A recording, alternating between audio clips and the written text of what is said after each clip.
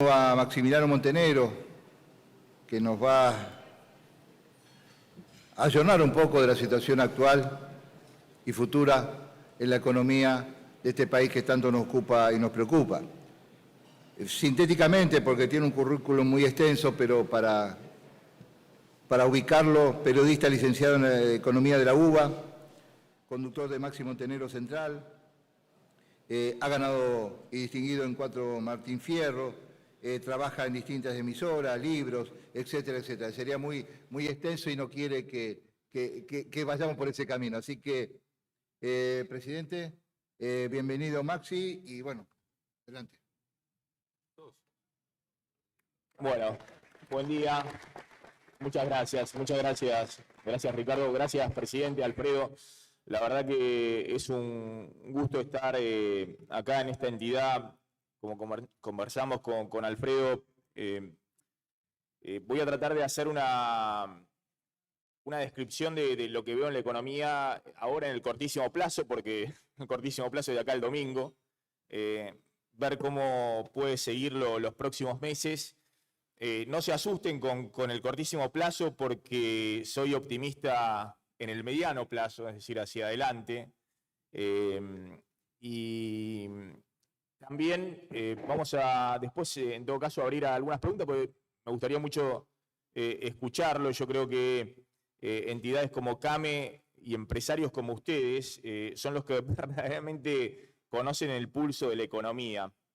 No solamente porque son empresarios que pueden tener, no sé, 15, 50, 10 empleados, en todo caso son empresarios que conocen lo que está pasando y yo les voy a contar en la macro, pero además conocen a sus empleados, es decir, conocen la realidad del bolsillo y esos números que mostramos de pobreza, de actividad, de consumo, ustedes lo viven día a día, ¿no? Hasta conocen las historias familiares, o sea que yo creo que el INDEC debería hacer una encuesta directa con ustedes para saber la realidad social y económica de la Argentina, ¿no? En vez de a veces reparar demasiado en la macro y en los grandes números. Y también creo que los políticos debieran acercarse mucho más a esa realidad, teniendo como interlocutores a empresarios como ustedes.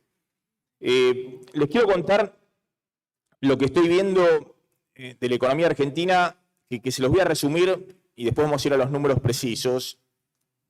Lo que ha sucedido con la economía argentina, y no voy a hacer historia reciente, pero lo que ha sucedido este año es que además de todos los desequilibrios que tenía la economía argentina, que son muy evidentes, llevamos una crisis prolongada de 5 años de devaluación, inflación, más devaluación, inflación, todo moviéndose y la nominalidad de la economía permanentemente moviéndose, ¿no? Y nuestro peso, nuestra moneda desintegrándose.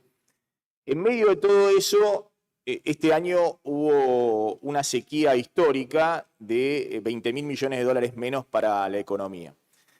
Y lo que era inexorable este año es que ante ese shock, la economía tuviera un fuerte ajuste cambiario, es decir, que hubiera un salto del tipo de cambio oficial e inmediatamente un ajuste por cantidades. Es decir, que esa suba del dólar generara una restricción muy fuerte en el nivel de actividad en las importaciones. Y eso todavía no lo hemos tenido porque ahora van a ver, el gobierno ha decidido ir llevándola, básicamente manteniendo un nivel de importaciones que no se condice con los dólares que tiene la economía argentina. Esto era hasta hace 2 semanas cuando, ustedes saben, se terminó todo, digamos, se cerró absolutamente el tema de las importaciones. ¿Y cómo pudo hacer el gobierno para seguir manteniendo el nivel de actividad? Que después está la discusión, no me quiero meter en la discusión política, si eso está bien o está mal. Es así, digamos, ¿cómo hizo para poder seguir manteniendo el nivel de actividad con 20.000 millones de dólares menos de importaciones? Bueno, porque la Argentina ha acumulado con proveedores del exterior una deuda de 13.000, 15.000 millones de dólares, más una deuda con el Banco Central chino que suman 5.000 millones de dólares y que pueden ser otros 5.000 millones de dólares hasta diciembre. Eso se cortó hace 2 semanas cuando se termina de cerrar el nuevo acuerdo con el Fondo Monetario y eso plantea hacia adelante un nuevo escenario. Es decir, ese escenario donde la íbamos llevando y el nivel de actividad y de inflación y el dólar se iba llevando, eso tuvo un hito donde el nuevo acuerdo con el fondo plantea, bueno, hacia adelante vamos a ver cómo sale la elección del domingo y a partir de ahí veamos cómo seguimos. Les hago esta introducción para ir a los números concretos. Tenemos al día de hoy, vamos a ver cuándo ahora en un rato el mercado, pero tenemos dólares que están muy presionados, dólares libres que superaron en el día de ayer los 600 pesos y que fueron contenidos gracias a que el Banco Central vendió ahí en la brecha, en el contado con liquidación, que es un dólar de dolarización de las empresas, un dólar financiero en blanco completamente legal, vendió más de 100 millones de dólares. Es decir, los dólares que no están para pagar importaciones hoy están puestos para tratar de contener esta situación hasta el viernes y después ver a partir del domingo qué es lo que se hace. Y básicamente lo que ha ocurrido es que esos dólares tampoco están en un nivel de pánico. Hemos tenido dólares mucho más altos durante la gestión de Alberto Fernández, ajustados por inflación, en julio del año pasado, cuando se fue Guzmán, Batakis, la crisis cuando ingresa Massa, o en octubre de 2020, con el dólar a 195 a valores de hoy, es un dólar arriba de los 850 pesos.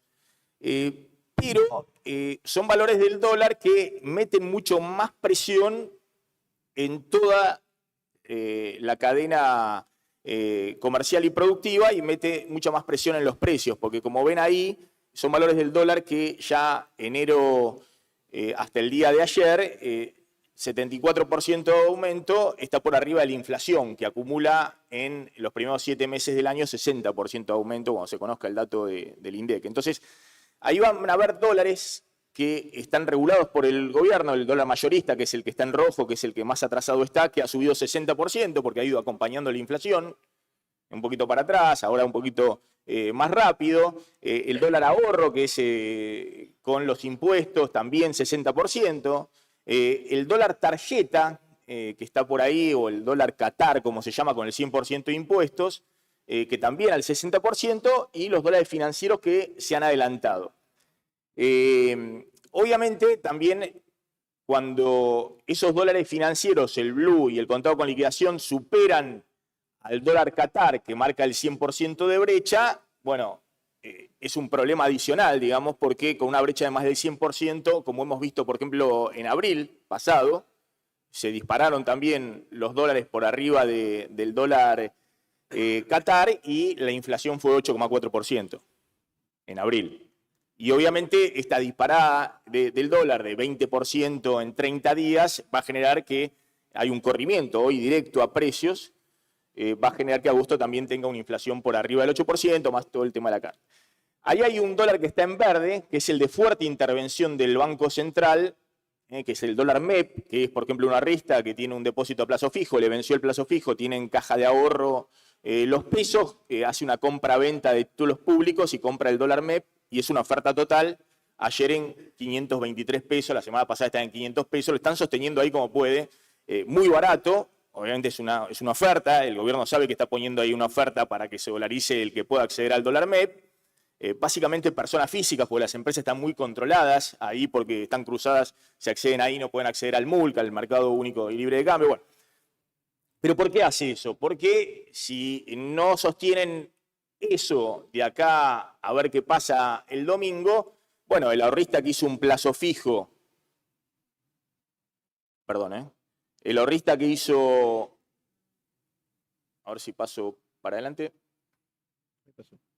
perdón. El ahorrista que hizo un plazo fijo a principio de julio y lo renovó ahora en agosto, y hay una cantidad de plazos fijos importante, y de hecho se han sostenido, no se han caído, con la tasa del 8% mensual, que es la tasa nominal anual del 97, efectiva anual, renovando capital e interés del plazo fijo, 154% anual, bueno, el dólar tenía que estar abajo de 576 pesos a fines de agosto para que el ahorrista, que está en los 2 últimos meses con plazo fijo, julio y agosto, no pierda frente al dólar. Obviamente ya perdió frente al dólar blue, pero todavía está el dólar MEP por debajo de los 530 pesos, porque si no tenés que entrar en la vorágine de volver a subir la tasa de interés porque se te corren los depósitos a el dólar, ¿no? Y ese es el gran peligro, hay 20.000 millones de dólares al dólar libre de depósitos en pesos en los bancos. Hasta ahora ese dique de contención se ha mantenido en todas las corridas, no ha habido una corrida final que espiralice todo, y uno ve que hay estabilidad en los depósitos y la gente con subirle un poquito más el plazo fijo se queda ahí en plazo fijo. Y también las empresas. Las reservas del Banco Central están en menos 10.000 millones de dólares negativos. ¿Esto qué significa? Esta es la metodología del FMI en sus últimos informes. Que en las reservas del Banco Central hay básicamente préstamos. Es decir, está el préstamo con China, está el préstamo con el Banco Internacional de Basilea, ahora con la CAF, está los encajes, es decir, la parte de los depósitos en dólares de los privados en los bancos que están guardados en el Banco Central para que lo vayan a buscar los depositantes. Cuando uno resta las reservas brutas, todos esos préstamos, que dan 10.000 millones de dólares negativos. Esto significa que el Banco Central está viviendo de prestado, que tiene más deuda que dólares contantes y sonantes. Y tiene el oro, que el FMI no lo contabiliza como reserva neta, pero el oro no se vende desde hace mucho tiempo, digamos, con este gobierno, con el anterior gobierno, está ahí el oro. Más allá de la discusión al título de los bancos, de los diarios, el oro está ahí, lo tiene el Banco Central, una parte en físico acá cerca, en Reconquista, en la sede del Banco Central, otra parte en certificados en Londres y en Basilea. ¿Para qué? Para, sobre el oro, tomar liquidez de corto plazo. Entonces se le pide a Basilea, envíame dólares y te doy de garantía de oro, se le pide a bancos privados, tengo de garantizado afuera el oro, mandame dólares, liquidez, está ahí. Pero lo que quiero decir es que es una situación muy, muy delicada, porque faltan en las reservas los 20.000 millones de dólares de la sequía de este año. Como les decía, este dólar de 590 pesos, 600 pesos, todavía no es un dólar de pánico, porque el dólar promedio del gobierno de Alberto Fernández ha sido este dólar, de 590, 600 pesos. Y hemos tenido dólares mucho más altos. En octubre de 2020, cuando se dispara a 195, lo ajustamos por inflación a valores de hoy, como les decía, es arriba de 900 pesos, el de julio del año pasado arriba de 700 pesos. Es decir, que puede haber un dólar de pánico. Yo creo que el ancla que está de alguna manera generando, de que obviamente todo el mundo se está dolarizando en este momento porque quiere ver qué pasa el domingo, pero no está generando el dólar de pánico, ahora lo vamos a hablar. Por un lado es la expectativa de lo que va a ocurrir el domingo, va a influir. Y por otro lado es lo que le ha costado carísimo al gobierno, que es el acuerdo con el fondo. Que ahora van a ver, le ha costado carísimo al gobierno el acuerdo con el fondo. Pero mantienen eso porque es un dique de contención. La idea de, bueno, la Argentina tiene que pasar este cortísimo plazo y en algún momento se va a ordenar, en todo caso, cuando venga un nuevo gobierno, cualquiera sea, con otro poder político a partir de diciembre. Bueno, si uno mira, el dólar oficial claramente está muy atrasado, ¿no? El dólar oficial, que es el que viene el último de acá, el 2.83, el dólar oficial mayorista, es un dólar oficial que está por debajo del promedio de las últimas 2 décadas. El dólar oficial promedio, traído a valores de hoy, todos los dólares que tuvimos, el de 3 pesos de Kirchner, el de 6 pesos de Cristina, el de 15 cuando se fue Cristina, todos esos dólares traídos a valores de hoy, es la línea de 365 pesos. Está 30% atrasado el dólar promedio histórico, el dólar oficial, que es el precio que más ha quedado atrasado en la economía. Hemos tenido a valores de hoy dólares similares al dólar libre de hoy, que por ejemplo el dólar pico de crisis de salida de la convertibilidad, un dólar de 587 pesos. A valores de hoy estamos todavía en esos dólares de crisis en el dólar libre, pero el dólar oficial está muy atrasado. casi tan atrasado como estaba el dólar oficial en la salida del gobierno de Cristina, que estaba a valores de hoy, ¿se acuerdan? 9 pesos el oficial, traído a valores de hoy, es un dólar de 220 pesos, y casi tan atrasado como el de Macri a fines de 2017, cuando después vino la devaluación, la crisis, pasaron cosas, ¿se acuerdan? Ese es 2.60 a valores de hoy. Es decir, tenemos un problema ahí y nadie sabe cómo se resuelve ese problema, o mejor dicho, todos saben cómo se resuelve ese problema con una devaluación, pero nadie quiere hacerlo sin reservas en el Banco Central y sin poder político porque es al cohete, digamos, porque inmediatamente eso se va a precios y si se va a precios tenés que estar al mes siguiente volviendo a devaluar y entramos en un camino de ida que nadie sabe cómo se vuelve.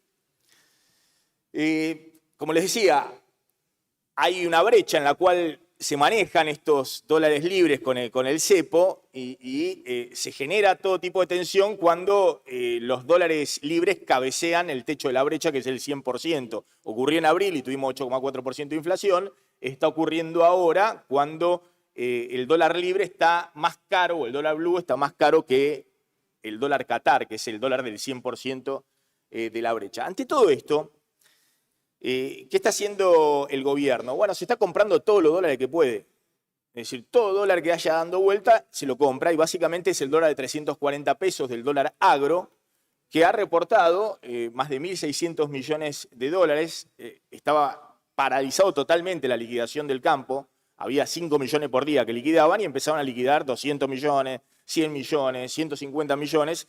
El Banco Central ha buscado acumular la mayor cantidad de dólares, no para pagar importaciones, porque de hecho ha habido en simultaneidad que están ingresando los dólares y se cerraron todos los pagos de importaciones, cosa que no habían hecho antes. ¿Por qué? Y bueno, porque están buscando acumular esos dólares para tratar de controlar la brecha, para venderlo en un dólar que no es el MULC, es en la operatoria informal, para tratar de controlar la brecha. ¿Y por qué? Bueno, porque fíjense las últimas 6 elecciones PASO desde el 2011, 2013, 2015, 2017, 2019, 2021. Siempre en la primera parte del año el Banco Central compraba dólares, que son las barritas más claras hacia arriba. Y esta primera parte del año al Banco Central lo pelaron porque estuvo vendiendo dólares en la primera parte del año cuando tiene que estar comprando dólares por la liquidación de la cosecha gruesa. Ahí está el impacto de la sequía. Y en la segunda parte del año, que es ahora, digamos, cuando vienen las elecciones y las PASO, después las PASO, el promedio en las últimas 6 elecciones de venta del Banco Central en esta parte del año son 4.500 millones de dólares, es decir, que viene el acabose, digamos, una situación de corrida muy fuerte. Y sin embargo, en lo que va a agosto, que es la barrita azul hacia arriba, el Banco Central está comprando, cuando en las últimas 6 elecciones en agosto estaba vendiendo 1.000 millones de dólares. ¿Y por qué ocurre eso? Y bueno, porque se dan cuenta que si no hay dólares para poder tratar de controlar hasta el domingo la brecha, bueno, la situación empeora y mucho. Entonces, lo que se está haciendo es, bueno, el plan de emergencia para tratar de estacionar esto y ver el domingo a ver qué sucede. De hecho, el Banco Central ha vendido en la brecha en los últimos 25 días más de 800 millones de dólares. Ayer vendió, por ejemplo, el récord de intervención. Para poner ese dólar barato, el dólar MEP, ¿se acuerdan? De 530 pesos, vendió 100 millones de dólares. Todos ven el mercado único de cambio, que ayer el Banco Central vendió 20 millones de dólares, cerrando totalmente las importaciones, pagando muy poquito, pero ese mercado no fue el relevante. Por fuera de eso, vendió bonos y dólares contante y sonante. ¿Y qué dólares? Bueno, lo que está comprando el campo, para tratar de controlar la situación financiera. Tenemos un problema adicional, que es que había yuanes, es decir, los yuanes es lo que destrabó desde junio, mayo, junio, el pago de importaciones, porque se usó mucho yuanes para pagar importaciones. De hecho, a mí me consta de empresas que importan de China, grandes, medianas, pequeñas, incluso algunas que importan desde Corea, que le autorizaban el pago de CIRA con yuanes y se estaba funcionando muy, muy bien. De hecho, había días de pago de 150 millones de dólares en yuanes de importaciones. Eso liberaba dólares que ingresaban por la cuenta comercial para pagar otras importaciones de otros destinos. Y más o menos ahí funcionaba. Lo que pasa es que el FMI se endureció mucho y no le desembolsó nada a Massa en junio y le pasó todos los desembolsos. Ahora van a ver para después de la elección, no porque se iban de vacaciones, sino porque quiere ver cómo sale la elección. Y detrás del FMI, esto no se sabe, los chinos también se endurecieron. Porque los chinos no es que hacen negocio porque tienen buena onda con Cristina o con Massa, sino que los chinos hacen negocio hace miles de años. Y obviamente van a seguir haciendo negocio con la Argentina. ¿Y qué pasó? Bueno, que tuvieron que usar 1.700 millones de dólares de yuanes para pagar en junio al FMI. Fue parte del pago al FMI, se usó con yuanes. Y tuvieron la semana pasada, el 31 de julio, por segundo mes, que usar otros 1.700 millones de dólares para pagar con yuanes. Pero ya no había yuanes porque el primer tramo era de 5.000 millones. Faltaban 400 millones de dólares de yuanes. Y los chinos no habían habilitado, pese a lo que dijo Massa, no habilitaron la segunda parte de los 5.000 millones. ¿Por qué? Y bueno, pues está cambiando el presidente del Banco Central chino, porque son burocráticos. Quieren ver qué pasa el resultado de la elección. Entonces faltaban, es insólito, porque había que pagarle al FMI 2.700 millones de dólares, Massa anunció 1.000 millones de dólares de la CAF, 1.700 había que pagarlo con yuanes y no había 1.400 millones de dólares y se acabaron los yuanes. Por eso ustedes vieron que en las últimas semanas el pago de importaciones de yuanes cayó a 5 millones por día, a 1 millón, a 2 millones. Se terminó eso. Entonces, ¿qué hicieron? Bueno, esos 400 millones de dólares que faltaban, los chinos lo prestaron poniendo como garantía el oro de la Argentina y prestaron yuanes no convertibles que el FMI lo aceptó. Es decir, los yuanes que tiene la Argentina son convertibles, por eso se pueden usar como moneda de cambio, de pago de importación y demás. Los yuanes que usan los chinos en China son no convertibles, el FMI aceptó. Es decir, para que vean el grado de ingeniería que se necesita para llevar esto cuando no hay dólares y la Argentina está en una situación de muchísima debilidad. Entonces, no solamente el FMI, que hasta ahora no te ha enviado un solo dólar fresco cuando tenés la peor sequía de la historia, sino que ahora van a ver, le estamos pagando al FMI, te presiona, sino que los chinos también quieren ver qué pasa el domingo para habilitarte los 5.000 millones de dólares del segundo tramo del swap con el cual se podrían hasta octubre seguir pagando un poco de importación y descomprimir la situación. Bueno, esta es la situación más insólita. En lo que va del año, la Argentina le ha pagado al FMI en términos netos de lo que recibió 10.250 millones de dólares.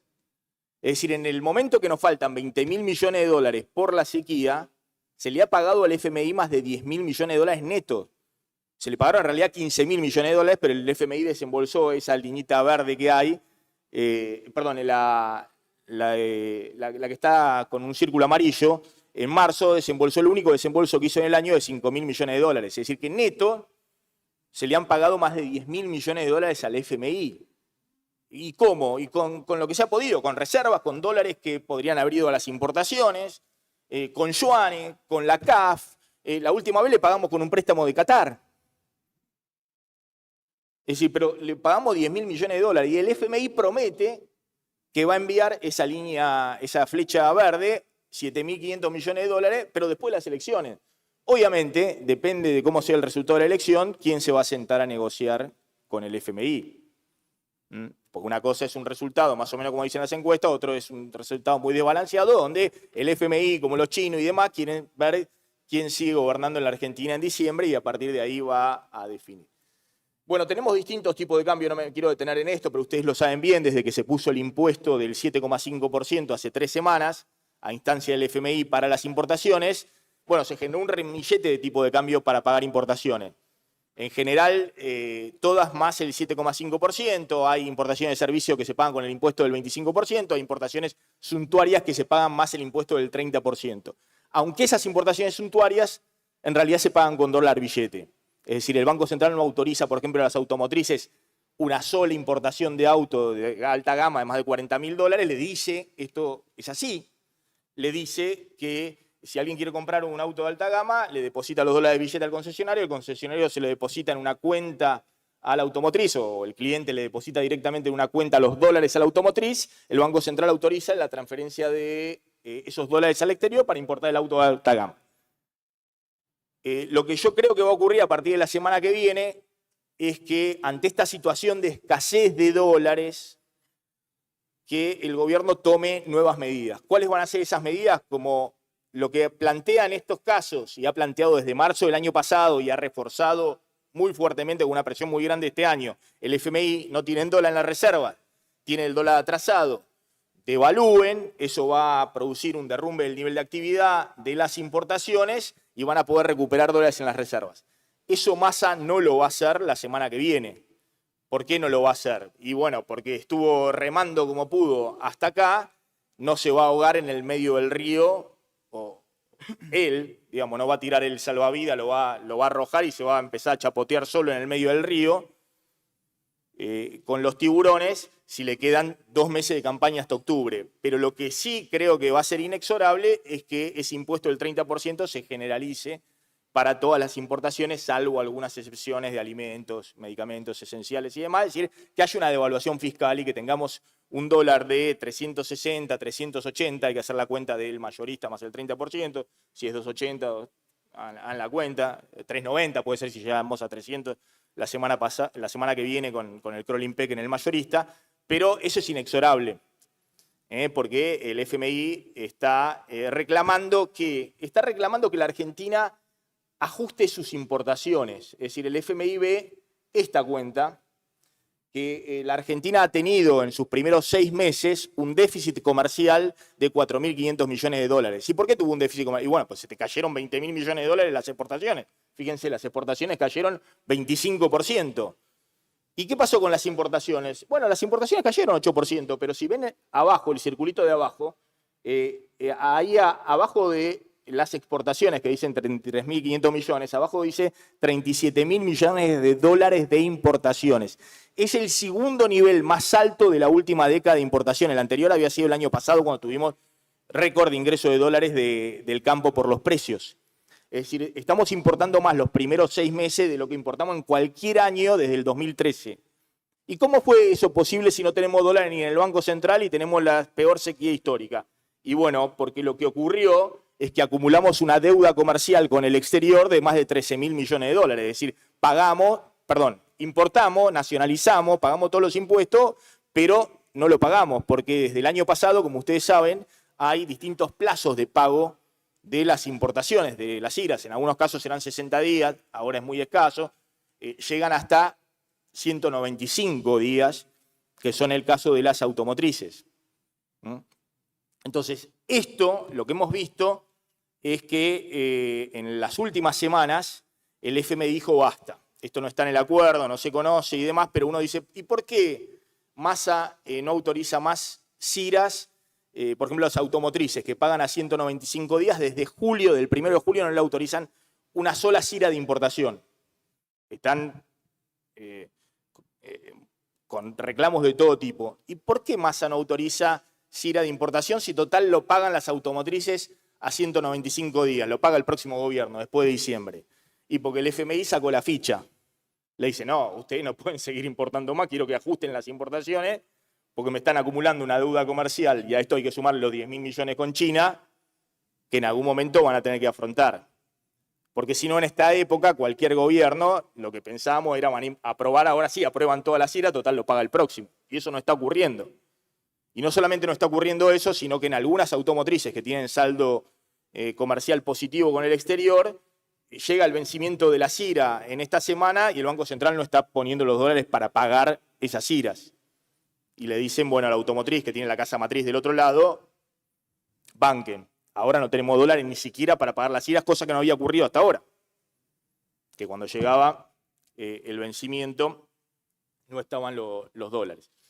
Bueno, esto ha permitido hasta ahora que el nivel de actividad, si uno lo ve por el INDEC, en mayo está 5% abajo de mayo del año pasado y está en los primeros 5 meses, este es el dato oficial que hay del EMAE, que es el estimador mensual de actividad económica, que tiene una aproximación del PBI, es mensual, todos los sectores económicos, ustedes también acá, pero está el campo, la pesca, la construcción, la industria, todos los sectores económicos, haya caído solo 1,3%, y que hasta ahora el fuerte de la caída sea el impacto del campo, que va a llevar inexorable que este año tengamos 3% de caída del PBI. Pero el resto de los sectores, por lo menos hasta mayo, el INDEC los contabilizaba estables o cayendo levemente, no una caída del 5% tan abrupta. Yo sé que en el caso de las ventas minoristas, esto ya se siente desde el año pasado, cuando empieza la crisis de la salida de Guzmán, la aceleración de la inflación al 7%, la caída más fuerte del poder adquisitivo de salario y las trabas a las importaciones. Pero se ha mantenido un nivel de actividad que no condice con el nivel de dólares que tiene este año la economía, y esto es lo que el FMI terminó de impugnar y que la realidad terminó de impugnar. Llegamos hasta acá, hay que ver cómo se sigue en el resto del año. Obviamente, en el acuerdo con el fondo, el FMI también exige un ajuste fiscal que es muy difícil de hacer hoy por el lado del gasto, porque ya está ocurriendo un ajuste fiscal, está todo corriendo atrás de la inflación. En términos reales, la UH, las prestaciones sociales, las jubilaciones, que están perdiendo como en la guerra frente a la inflación, vienen sufriendo un ajuste. Este es el gasto primario, primeros 6 meses del año, está todo corriendo detrás de la inflación. Lo que pasa es que el déficit fiscal de la Argentina aumenta porque se te cayó más de un punto del PBI de la recaudación de retenciones a las exportaciones, porque se te cayeron 20.000 millones de dólares las exportaciones del agro. Entonces, el único camino hacia adelante, de acá, lo que yo veo hasta octubre, de que el gobierno pueda hacer un ajuste fiscal, ¿qué ajuste va a hacer? Si ya está ajustando todo. Este es el único gobierno que más anuncia, antes lo hizo en los últimos días, antes de la elección, un gobierno peronista que no hace un bono extraordinario para los jubilados, no hace un bono extraordinario para la UH, están todos cayendo 15% en términos reales este año, y te anuncia que lo va a hacer después de la elección. Es una cosa, ¿cómo? Te lo anuncia después. ¿Por qué te anuncia eso después de la elección? Y porque después de la elección va a haber cosas más feas que no son anunciables. La devaluación fiscal, que va a acelerar todavía más los precios, y alguna cosa compensatoria va a tener que hacer, porque si no la gente se va a poner muy enojada. Entonces, yo veo que más allá de... ahí hay algunos gastos que están por arriba de la inflación todavía, obra pública y demás. Lo mismo ustedes, alguno, si es proveedor, digamos, del tema de la obra pública, ya ha habido un parate, hay todo un problema con los pagos, la redeterminación de precios, el despelote de la inflación y demás, pero no hay mucho margen en el gobierno por el lado del gasto en esta dinámica. Y todo va a venir por el lado de los impuestos. Bueno, finalmente, y acá viene la parte optimista. Ahí también, ahí también. Déjenme tomar un vaso de agua porque Agua para digerir. cuando cuento la parte optimista me emociono. La Argentina tiene un problema para entrar en un plan de estabilización, y no voy a entrar en la discusión si Massa perdió la oportunidad o no, porque todos con el diario del día después la dibujamos y decimos, bueno, pero mirá cómo no hizo para no devaluar de primera, subir todas las tarifas, y bueno, por ahí si lo hacía en agosto del año pasado le salía bien, o por ahí Cristina le pegaba una patada en el tuje y salía volando. Y la Argentina es imprevisible, es la dinámica de lo impensado. Uno toma una medida, piensa que va a salir de determinada manera y por ahí sale totalmente al revés. Lo que quiero decirles es que hacia adelante, obviamente el gobierno ya no tiene ningún margen de aplicar un plan de estabilización hoy, hasta octubre o hasta diciembre, y es el desafío del próximo gobierno, cualquiera sea, incluso si es electo el candidato de este gobierno. ¿Por qué? Porque fíjense lo que pasa con la inflación. Tenemos un desorden de precios relativos fenomenal en esta economía, y cualquier plan de estabilización requiere, para ingresar y estabilizar los precios, es decir, que uno frene la inflación, que esté más o menos equilibrados los precios de la economía. Desde el inicio del gobierno de Alberto Fernández hasta junio, que es el último dato del INDEC que tenemos, el próximo dato del INDEC sale justo después de la elección, digamos, 2 días después, el 15 de agosto, el martes próximo, el de julio. Pero por eso lo hice con junio. Ustedes ven la inflación general acumulada del gobierno de Alberto Fernández es 499%, casi 500%. Tenemos algunos precios que están adelantados respecto a la inflación general. Obviamente el más evidente es el dólar blue, el dólar libre, que ha subido 757%. Por eso los extranjeros que vienen con el dólar billete nos cuentan así los billetes en la cara y se ríen de lo barato que les sale la Argentina. Y no hablo de los europeos o los norteamericanos, sino los uruguayos, los chilenos, los brasileños, que todos los que vienen es un show en TikTok o en Instagram, venir y hacer el videíto de cómo están comprando muy barato en la Argentina. Eso ocurre con muchos productos. No me voy a meter en la discusión de textiles que está por arriba y que sale caro, pero ustedes saben que sale más barato en algunos casos comprar en Estados Unidos que comprar acá. No me voy a meter en esa discusión, porque aparte creo que es una discusión en algunos casos también injusta, porque hay una informalidad terrible en la Argentina y eso no lo mide el INDEC acá, y bueno, hay una competencia desleal y todo el desorden de la Argentina. Lo que sí es interesante es que hay muchos precios que están atrasados en la Argentina, y muy atrasados. El principal es el dólar oficial, que subió 315%. Pero también las tarifas públicas, fíjense que subieron 330%, ¿no? Luz, agua, gas. Pero también algunos servicios privados que estuvieron regulados. Por ejemplo, Internet, todo eso estuvo regulado y subió por debajo. Y también por efecto del mercado los salarios, que han venido perdiendo fuertemente, sobre todo los informales, en los últimos 5 años. Entonces, para hacer un plan de estabilización, este es el gran desafío que tiene el próximo gobierno.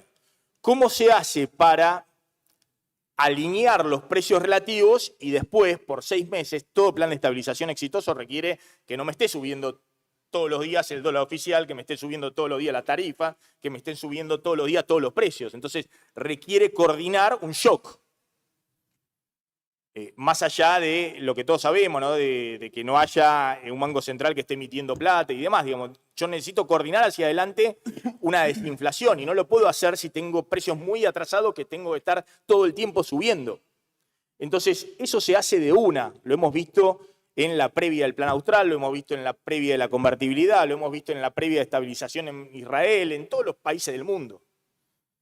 Eso requiere una devaluación del tipo de cambio oficial y un ajuste adicional de tarifas y de otros precios que están atrasados antes de estabilizar.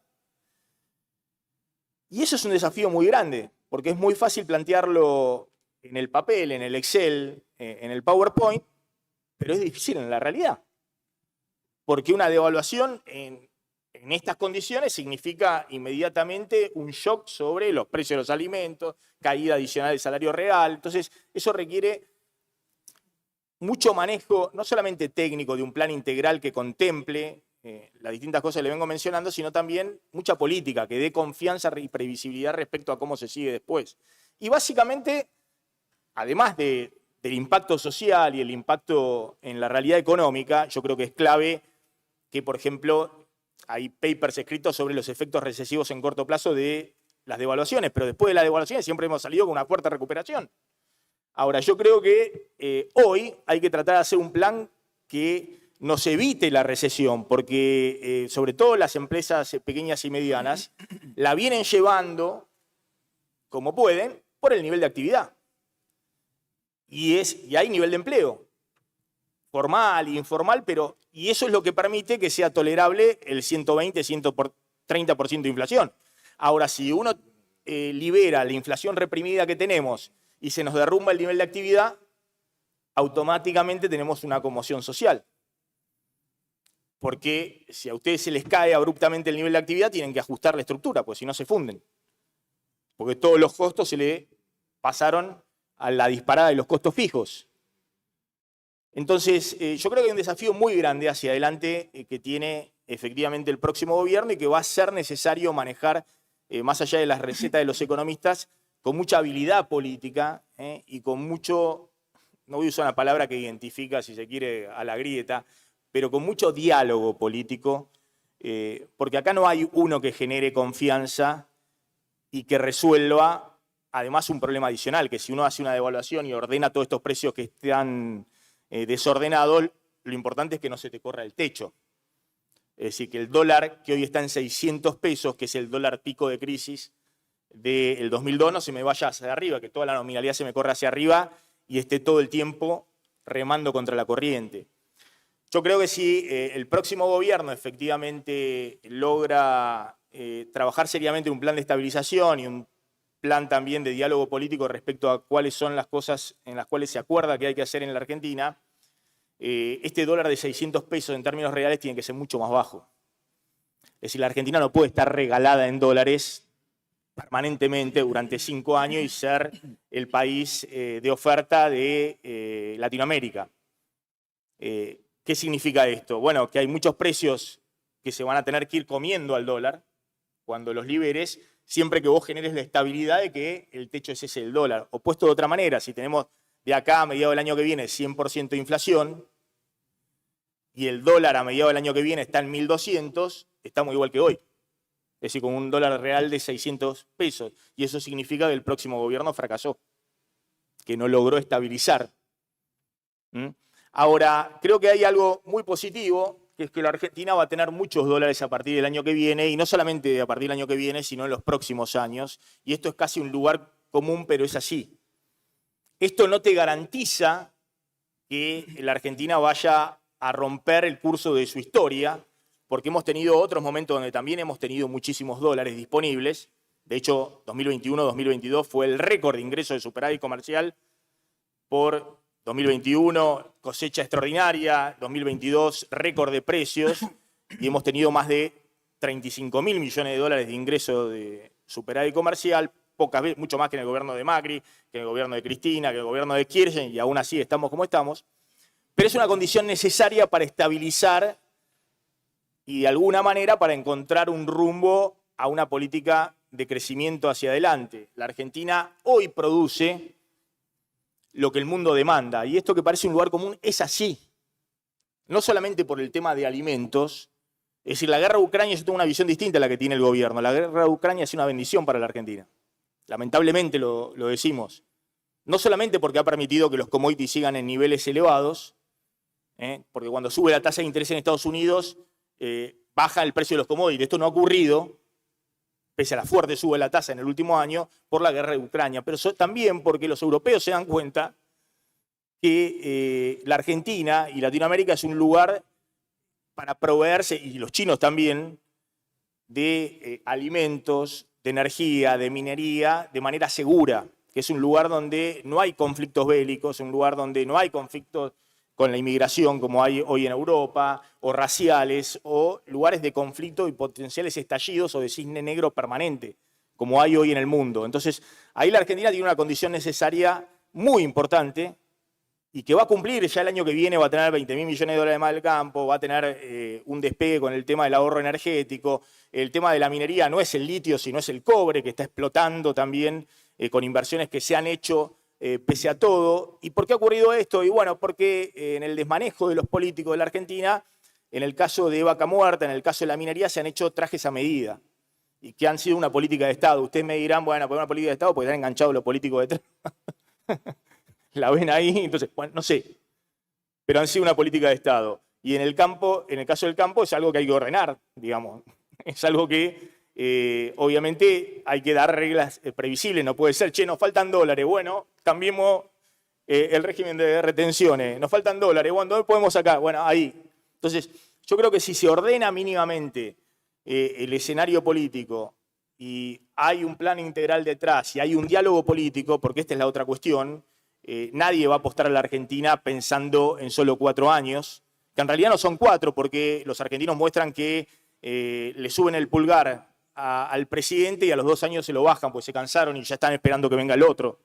Entonces, eso requiere que efectivamente haya ciertos acuerdos mínimos en la dirigencia política mirando hacia adelante los próximos 10 o 15 años. Y si eso ocurre, pese a que, como les decía, estamos en un cortísimo plazo con muchas incertidumbres por delante, yo creo que a partir del año que viene la Argentina puede retomar nuevamente un sendero de crecimiento que también, de alguna manera, si bien se vienen semanas complicadas con aceleración de inflación y demás, estamos lejísimos de un escenario de espiralización y de crisis total, digamos. Y yo creo que va a depender mucho del escenario también del domingo y de la responsabilidad que tengan los políticos frente al escenario del domingo, de que la situación pueda mínimamente llevarse hasta diciembre como se ha llevado hasta ahora. Es decir, con menos dólares, es decir, en el corto plazo obviamente la economía va a un enfriamiento del nivel de actividad, a una aceleración de la inflación y a una tensión grande con la brecha cambiaria, pero no va a una espiralización, no va a una hiperinflación, estamos lejísimos de eso. Ese no va a ser el escenario de este año de la Argentina. La pregunta es si a partir del año que viene puede ser un escenario de despegue. Muchas gracias.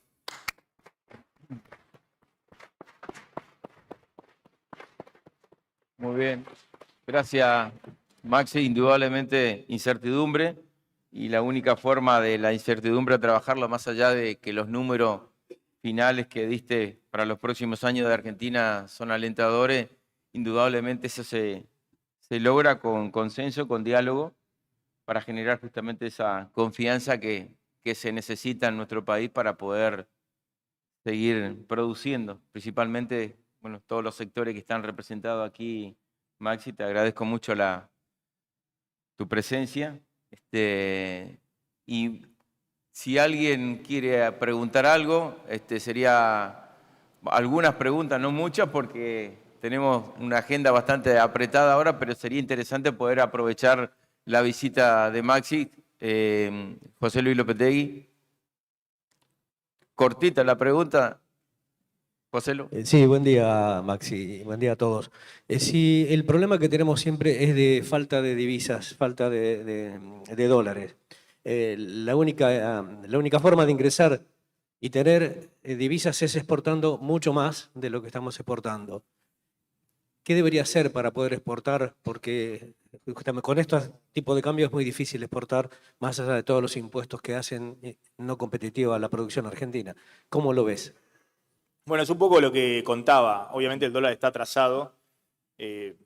Uno dice, bueno, si uno pudiera unificar el tipo de cambio a un nivel intermedio de 400 pesos, que es el dólar que le deja Macri a Alberto Fernández, 365. El dólar promedio, un dólar todavía más competitivo, es 400 pesos, un dólar súper competitivo. Si uno pudiera unificar el tipo de cambio ahí, sería el mejor de los mundos.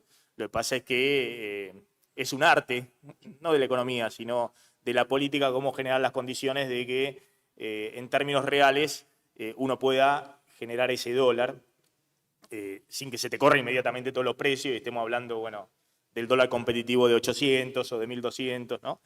Entonces, yo creo que hay que empezar al revés, que el próximo gobierno tiene que dar señales muy claras en lo fiscal y lo monetario. La Argentina, acá no es ortodoxia versus heterodoxia, si Friedman o Keynes y demás, son los momentos de la Argentina. La Argentina no tiene financiamiento y está bien que no tenga financiamiento, porque si tuviéramos financiamiento seguiríamos endeudándonos y entonces tenemos que ordenar la situación fiscal y monetaria. La Argentina no puede, si quiere preservar su moneda, no puede seguir financiando con emisión monetaria y no tiene cómo financiar el déficit fiscal. Eso requiere un planteamiento integral respecto al año que viene y un consenso. Hay distintas propuestas de cómo achicar el déficit fiscal sin generar una conmoción social. Y después abordar el tema cambiario. Es decir, al revés de lo que hizo el gobierno anterior, que hizo un shock en lo cambiario y gradualismo en lo fiscal. Yo creo que hoy es al revés. Ustedes me dirán, bueno, pero el cepo es algo que te impide acumular reservas. Y sí, claramente, por eso hay que dar una señal muy rápida de que vas a salir del cepo. Ahora, si uno libera inmediatamente el cepo, bueno, hay 20.000 millones de dólares de multinacionales que quieren transferir utilidades al exterior. Hay, no sé, empresas que han precancelado deuda con acreedores privados en el exterior, pero quieren seguir cancelando. Hay una deuda comercial muy grande que todos van a querer precancelar. Entonces, eso requiere mucha confianza y después reglas de juego claras. Yo mostré ahí reglas de juego claras para el campo, para la minería, para Vaca Muerta, pero no solamente para esos sectores, para todos los sectores. Para la industria, para el comercio, para el turismo. Imagínense, si uno hoy no tuviera cepo, la Argentina explota turísticamente. ya está explotando, pero explota informalmente, ustedes lo ven, o el dólar a 500 y lo que fuera, pero ya en la balanza comercial tendríamos hoy 3.000 millones de dólares inmediatos que ingresarían. Está todo el tema de la economía del conocimiento. El otro día estaba en Uruguay, justamente con el sector. Uruguay exporta 8.000 millones de dólares de economía del conocimiento, que son servicios de software, de consultoría al exterior y demás. Es lo mismo que exporta la Argentina. Uruguay es 1/10 de la economía argentina. Es decir, que la Argentina tiene ahí para crecer por lo menos hasta los 20.000 millones de dólares en los próximos 5 o 6 años. Y ya se generaría con una unificación cambiaria que ese sector vuele, porque gran parte de las exportaciones se están realizando, pero por el canal informal. ¿No? Todas las pymes y demás están facturando al exterior con cuentas en el exterior. Entonces, y fundamentalmente, hay 300.000, 400.000 millones de dólares de argentinos fuera del sistema. Y ustedes van a decir, bueno, pero están ahí porque no hay confianza. ¿No? Bueno, esos dólares han ingresado en momento de estabilización de la Argentina. Fueron parte del despegue del 2003-2006. Es decir, cuando uno ve que se estabiliza y al dólar durante un año se lo comió la inflación, no como el año pasado, ¿no? Que la inflación fue 95 y el dólar libre fue 65, pero por delante tenías toda la incertidumbre y la inflación corriendo a otros niveles. Pero cuando uno ve que hay una estabilización y que el dólar va perdiendo poder de compra y que conviene volver a invertir y sacar los dólares para ponerlos en la construcción o en el sector que sea, entonces yo creo que hay muchos motores que con la prioridad número 1, 2, 3 e infinito, que es ordenar la economía argentina, se destraban. Gracias. Frana, Uboldi y después Cramasi. Hola Maxi, ¿cómo estás? Vos hablaste de Brasil, de Uruguay y de Chile. La pregunta es realmente si las condiciones son el diálogo y un plan económico, porque tenemos el ejemplo cercano y tampoco es cuestión de inventar la pólvora, ¿no? Siendo que la inflación hoy ya no es un problema en el mundo. ¿Es simplemente eso? ¿Es con esas condiciones? Bueno, si uno ve, está bueno el ejemplo, porque si uno ve el ejemplo de tomo Uruguay y tomo Chile, que han pasado de coaliciones de centro-derecha a centro-izquierda Chile y de centro-izquierda a centro-derecha Uruguay, ha mantenido las reglas básicas de la economía. ¿Y cuáles son las reglas básicas de la economía? Bueno, mantener cuidado en las cuentas fiscales, un banco central que no esté financiando al fisco, reglas elementales, básicas. Y uno lo ha visto, tanto con algunos matices, tanto en Chile como en Uruguay.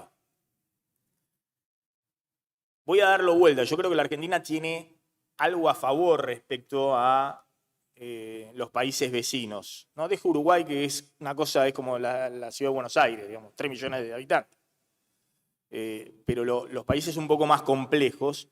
En Latinoamérica todos los países han crecido desde la crisis del año 2000, que desató la crisis de la convertibilidad, antes Brasil y el sudeste asiático, todos han crecido, salvo Brasil, fuertemente, promedio 4 o 5% anual, con tasas de inflación inferiores al 5%, tasa de inflación de un dígito. Y sin embargo, hemos visto lo que ha pasado en Chile, donde en el 2019 quemaron todo y terminaron votando un comunista. Yo tengo una empresa multinacional francesa y me decía, en Chile, esto era en 2019, hemos perdido 10 millones de dólares. Y yo decía, ¿cómo perdieron 10 millones de dólares en Chile? Sí, nos quemaron 3 depósitos que teníamos, 2 locales de los shopping. Lo mismo pasó en Perú, lo mismo pasó en Colombia con un cambio impositivo. Es decir, países de mucha estabilidad, pero mucha inestabilidad política, ni qué decir Bolivia, ¿no? Que ha acumulado toda la reserva del Banco Central y demás, pero bueno, con inflaciones mínimas y problemas políticos muy grandes. La Argentina tiene una ventaja, que hasta ahora el sistema político, la gente ha confiado en el sistema político. Por algo que yo estoy totalmente decepcionado y soy muy escéptico, que la gente cree que alguien los va a salvar, que hay un político que lo va a salvar, ¿no? Ahora lo mismo, ¿no? Y los que están decepcionados de los dos partidos tradicionales por los fracasos actuales y anteriores, creen que Milei los va a salvar. Y yo creo que así no funcionan las cosas, pero está bueno que sea así porque es parte de que la Argentina tenga esas discusiones en las redes sociales, en los medios de comunicación, en las urnas y no en las calles, que ha pasado en el resto de Latinoamérica. De todas maneras, estamos al límite, porque me parece que la situación social no admite un fracaso más de la dirigencia política tradicional, y por eso yo apelo un poco a la responsabilidad de los políticos, de darse cuenta de que si desaprovechan la próxima oportunidad, ahí sí va a ser que se vayan todos, ¿no? Bien. Uboldi, Cramassi y Cascales. Uboldi, Cramassi y Cascales. Hola, buen día. Vos planteaste digamos, la oportunidad, la nueva oportunidad de Argentina. Esa nueva oportunidad puede ser que nos lleve a un enclave como Angola o a un proyecto de desarrollo como Noruega. Entonces, esa condición de estabilización macroeconómica y ese consenso político también deberían tener un proyecto de desarrollo estratégico hacia adelante, con una política industrial, con política impositiva, laboral. Bueno, lo que todos sabemos, digamos, partimos de un prerequisito, estabilizar, consenso político, pero proyecto de desarrollo también. Sí, totalmente de acuerdo. Por eso dice que es condición necesaria, no suficiente, la disponibilidad de dólares. Es decir, obviamente es mejor tenerla, estar posicionado, pero no es suficiente. Y yo creo que vale una discusión entre la dirigencia política de cuál es el proyecto de desarrollo del país. No me quiero meter en temas políticos. Yo tengo amigos empresarios muy antikirchneristas, pero que pymes, que les ha ido muy bien en los últimos 3 años. Muy bien. Y que jamás votarían a este gobierno. Pero también colisionan con la idea de que, bueno, que hay sectores ineficientes y que hay que dejar que el mercado lo resuelva, porque esa filosofía, que yo creo que puede ser interesante en otras realidades, choca contra la realidad de la Argentina. La Argentina tiene industria automotriz, tiene industria metalmecánica, tiene industria textil, tiene industria de electrodomésticos y electrónica en Tierra del Fuego. Podemos dar una discusión respecto a la eficiencia de todas esas industrias, el requerimiento de dólares, la generación, los planes de reconversión y demás, y me parece que la dirigencia política no está discutiendo esa, entre otras cosas, ¿no? Educación, salud y demás. Ahora, lo que no puede ocurrir es que yo piense que eso lo resuelvo simplemente unificando el tipo de cambio, teniendo una política y que quito todos los incentivos, 5 puntos del PBI de subsidios acá, chic, lo corté y eso lo resuelvo. Porque,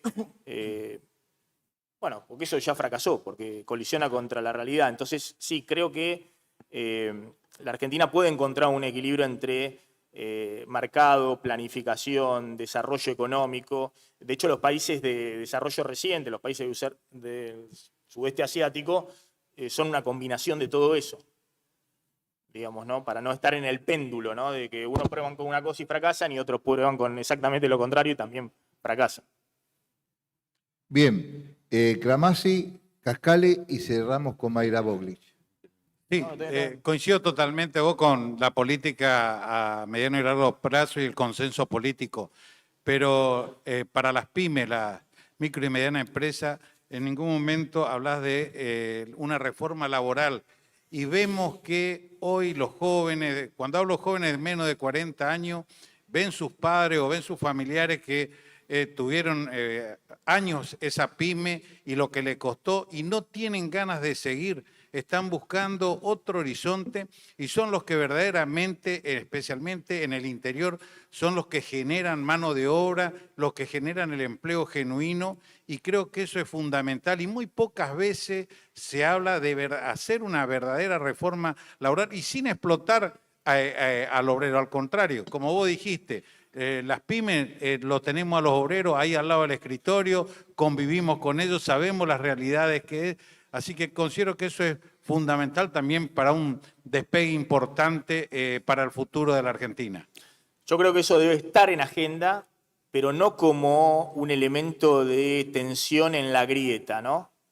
o es todo o es nada, sino como un elemento de negociación. Yo he hablado off the record en los últimos años con dirigentes de la CGT que me decían, cada vez que vamos a la Organización Internacional del Trabajo no puedo creer las cosas que se discuten respecto a las nuevas condiciones del trabajo, las nuevas normas y demás, porque además de lo que hablamos, ¿no?, de la industria del juicio y demás en la Argentina, de las normas de otra época, de las barreras de entrada, el mundo del trabajo está cambiando. Y todo eso se discute a nivel internacional, que implica, entre otras cosas, el shock tecnológico y el reemplazo de los trabajadores, o la redefinición de los contratos, absolutamente de todo eso. También voy a decir que esos mismos dirigentes habían negociado con el gobierno anterior una reforma laboral que incluía un toma y daca con el tema de obras sociales y algo que a las obras sociales les golpea muchísimo. Y esto lo cuenta muy bien Miguel Ángel Pichetto. Cuando se iba a discutir, el presidente estaba en otra cosa y rompió todo. Entonces, lo que quiero, esto lo cuenta Pichetto, que es un excelente narrador de las historias del poder, porque ha estado con el menemismo, con el kirchnerismo, con el dualdismo, con el kirchnerismo y ha sido el candidato a vicepresidente de Macri y ahora va de candidato. Entonces, él las ha visto todas. Entonces, cuando yo hablo del diálogo, hablo de cosas concretas, de estas cosas. Ahora, si nos metemos en la grieta para discutir que unos defienden y que los otros quieren imponer y demás, queda en nada. Entonces, esas son las agendas que tiene que tomar justamente el empresariado que conoce la realidad mejor que nadie y tratar de que estén por fuera de la grieta, de la discusión política. Y van a ver que hay muchos más puntos de acuerdo que de disenso en ese aspecto, incluso con una parte importante de la dirigencia gremial, ¿no? Bien, Pedro Cascale, y vuelvo a reiterar, cerramos con Mayra. ¿Qué tal, Maxi? Pedro Cascales, de la Cámara Argentina de la Máquina de Herramienta. Creo que hay bastante consenso que hay que achicar el déficit fiscal, pero evidentemente vía aumento de impuestos dentro del corralito es totalmente inviable. ¿Por dónde se empieza a achicar el déficit fiscal o la baja de los subsidios? Porque todos hablan del tema, pero pareciera muy difícil empezar a desanudar ese ovillo.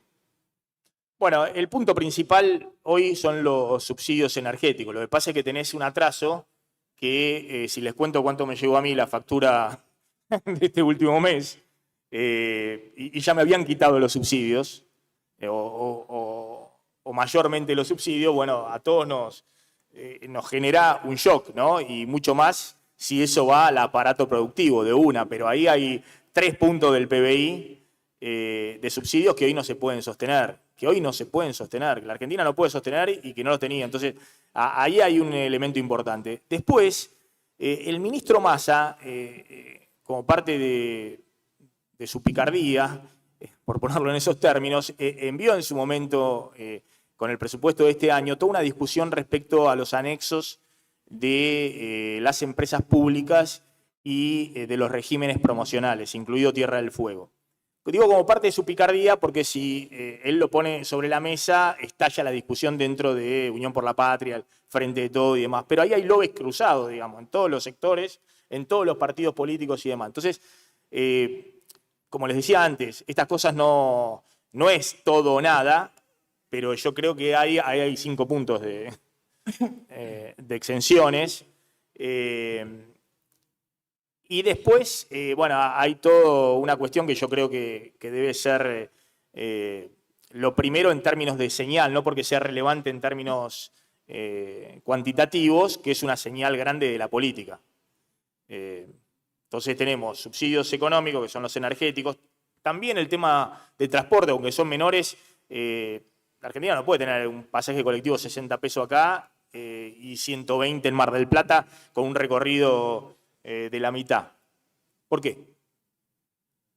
Digamos, tenemos lo de los subsidios económicos, tenemos lo de las empresas públicas y tenemos la señal de la política. Ahora, uno va a los políticos y los políticos, cada uno según su posicionamiento, la cuenta distinto, ¿no? Porque es cierto también, la sociedad quiere ordenamiento, quiere reducir el déficit fiscal y demás, pero el ajuste es el otro para la sociedad. No Si todos quieren terminar con los subsidios económicos, dicen, bueno, pero va a subir la tarifa de luz 200%, bueno, no, entonces para el otro, vamos para el otro lado. Y todo eso requiere también un trabajo grande de la política. Mayra. Buen día, Maxi. Pertenezco al sector de alimentos y es así como lo nombrabas, el mundo demanda alimentos con valor agregado desde Argentina, como otros rubros, ¿no? Pero alimento en especial. Para poder exportar y aprovechar esta oportunidad, que creo que es única, por lo menos en alimentos, por todo el tema Ucrania, pandemia, varias cosas, necesitamos desarrollo en infraestructura, energía, una política integral, como vos decís, que nos dé la competitividad para poder exportar al mundo. ¿Ven la posibilidad de una mesa de diálogo que no solo sean los políticos, gane quien gane, sino el sector gremial, el sector industrial?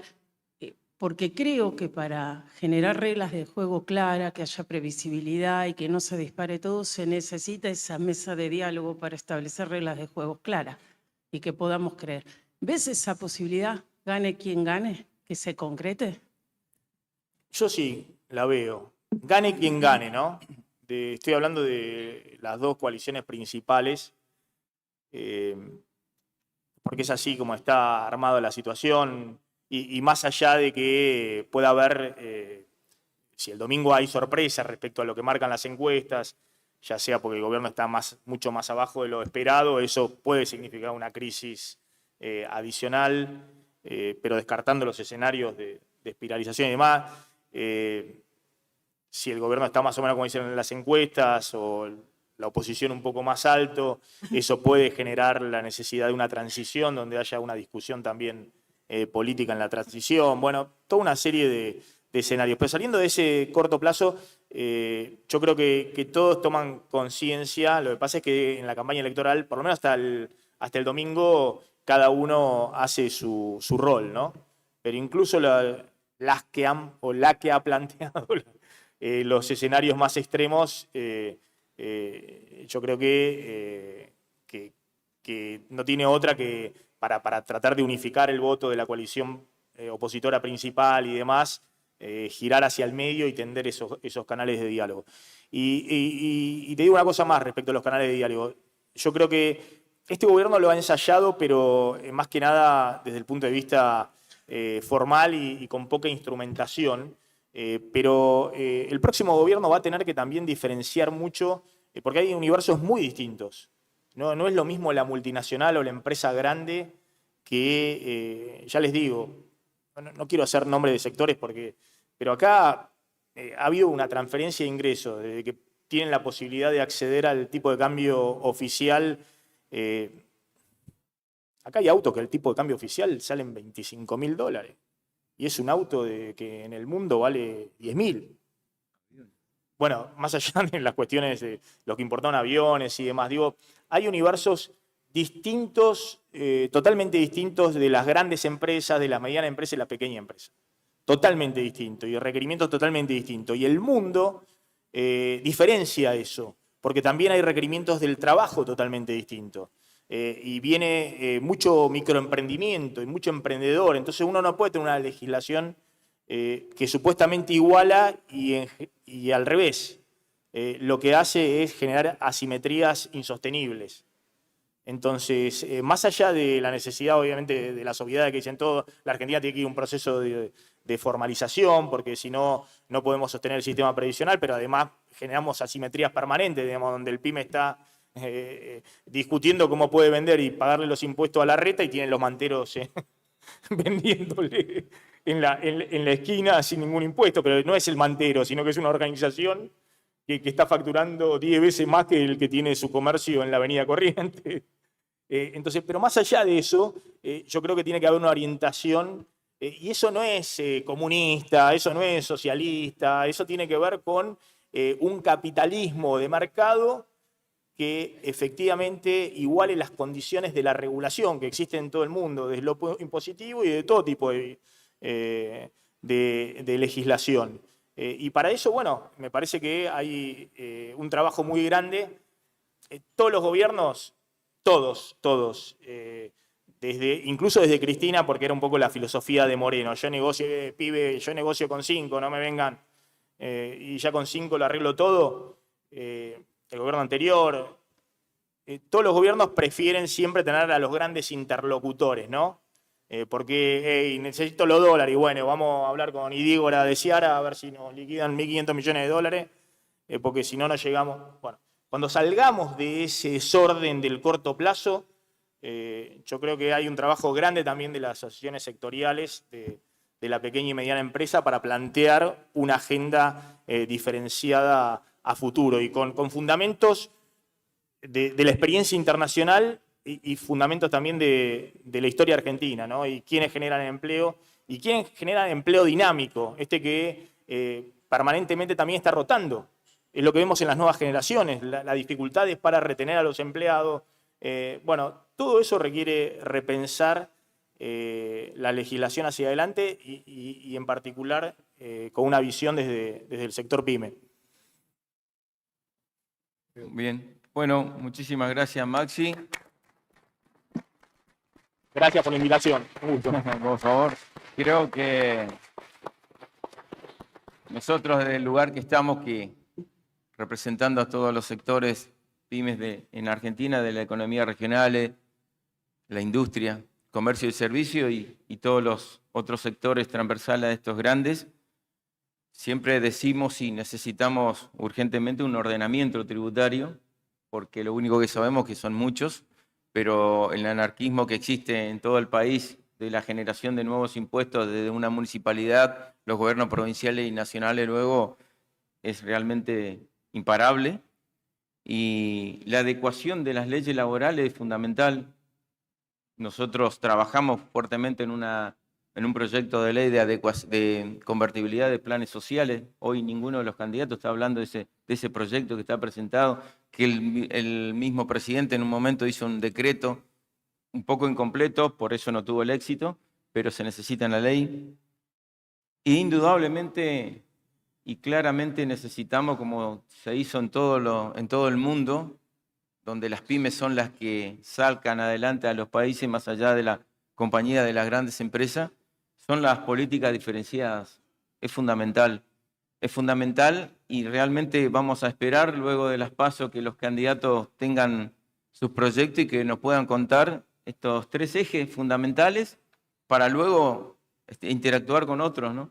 Pero hasta ahora no hemos tenido ningún tipo de propuesta.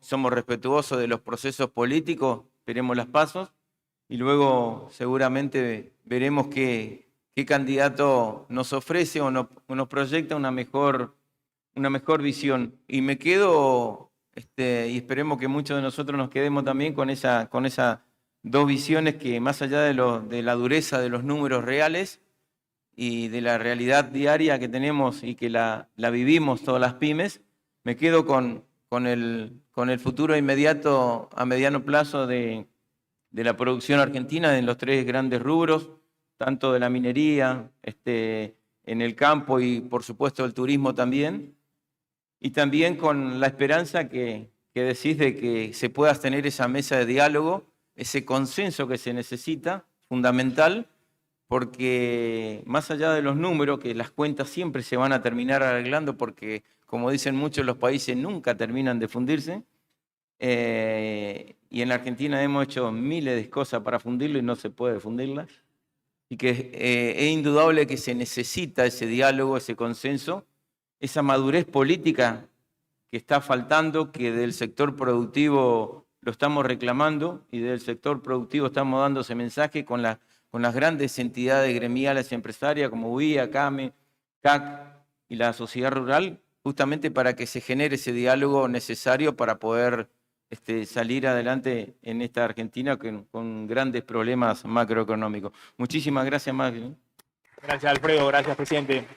Buenos días a todos. Gracias. Gracias.